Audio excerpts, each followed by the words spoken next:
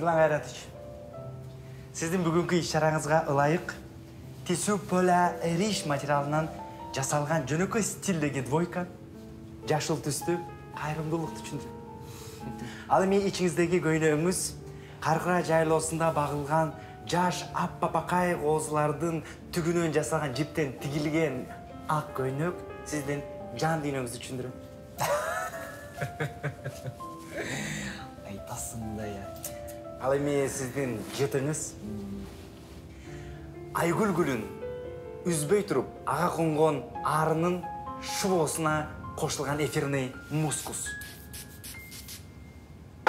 Кимди айтырыңыз?